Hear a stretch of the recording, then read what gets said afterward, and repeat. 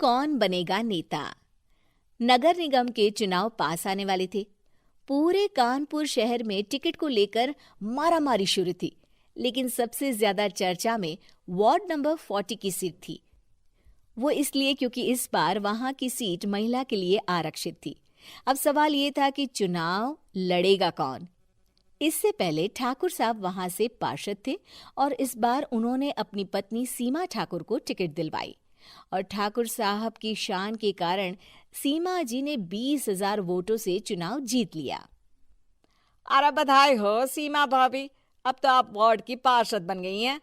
अब तो हमारे काम आप ही करवाएंगी। अरे ये तो सिर्फ नाम की पार्षद बनी है, वो तो महिला सीट आ गई, वरना पार्षद तो मुझे ही बनना था। अब भले ही चेहरा इसका होगा, लेकिन पावर तो मेरी ही होगी। अरे वाह भाई साहब, क्या दिमाग लगाया है आपने भी। आइए आप लोग, खाना लगा दिया है सबके लिए। सीमा जी पार्षद बन चुकी थीं, फिर भी उनकी एक ना चलती।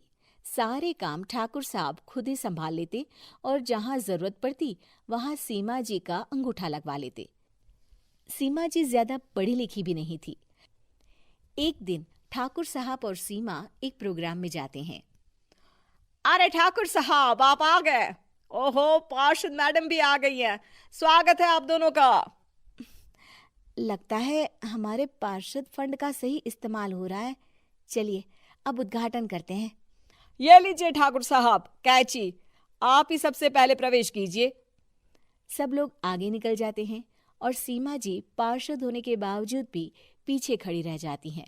वो देखती हैं कि वेलकम बोर्ड पर उनका नाम है, लेकिन महिला होने के कारण कोई उनका सम्मान नहीं कर रहा। अगले दिन एक आदमी उनके घर आता है। अरे ठाकुर साहब नमस्कार। कल ना हम नोटिस किए कि हमारा घर तो अवैध है और नगर निगम वाले उसे तोड़ने आ रहे हैं। अरे कुछ कीजिए ना ठाकुर साहब। देखो भाई, मैं तो ज्यादा कुछ कर नहीं सकता, पर अगर तुम सबकी जेब गर्म कर दो तो कुछ हो सकता है। कुल मिलाकर 4 लाख लगेंगे।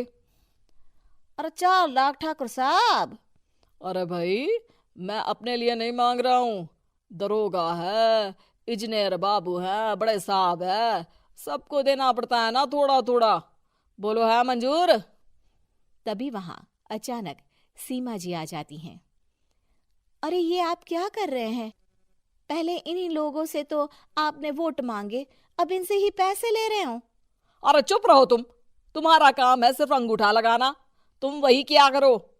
मुझे दूसरे काम तुम मत सिखाओ, समझी? और तुम ना जाओ, अब पैसे लेकर आओ, वरना जेसीबी किसी भी वक्त आती होगी। सब कुछ ऐसे ही चलते रहता है। एक दिन सीमा जी और ठाकुर साहब को एक लोकल मीटिंग में बुलाया जाता है। वहां पर कई और अधिकारी लोग भी मौजूद रहते हैं। अब मैं चाहूंगा कि ठाकुर साहब हमारे बीच 2 शब्द कहें। मेरे प्यारे भाइयों और बहनों, आज मेरा सौभाग्य है कि मैं आप सबकी सेवा दिन रात कर पा रहा हूँ। आपने मेरी पत्नी को भारी मतों से जिताया है, इसलिए मैं आप सभी का शुक्रगुजार हूँ।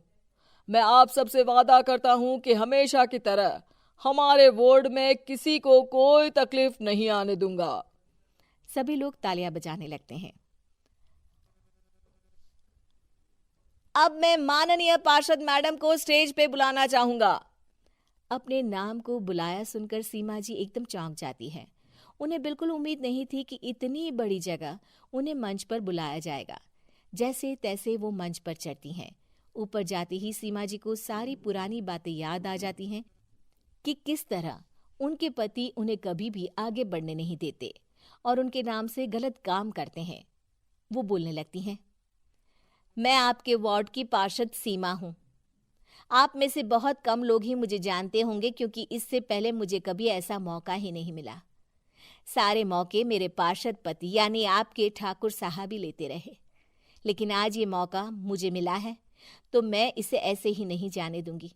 मैं आपको ये बताना चाहती हूँ कि आपके ठाकुर साहब मेरे नाम की आड़ में गैर कानूनी काम करते हैं, जिस पर अंगूठों के निशान मेरे होते थे। इसीलिए मैं अपनी गलती मानती हूँ और आज अपने पद से इस्तीफा देती हूँ, ताकि आगे से कोई गलत काम ना हो पाए। अब फैसला आप सबके हाथ में है कि आप हमें क्या सजा देना चाहते हैं। सीमा जी की बातें सुनकर ठाकुर साहब के चेहरे का रंग उड़ जाता है और वो शर्म से मुंह नीचा करके वहां से चले जाते हैं और पद से इस्तीफा देकर ही सही सीमा जी अपने आप में आत्मविश्वास महसूस करती हैं।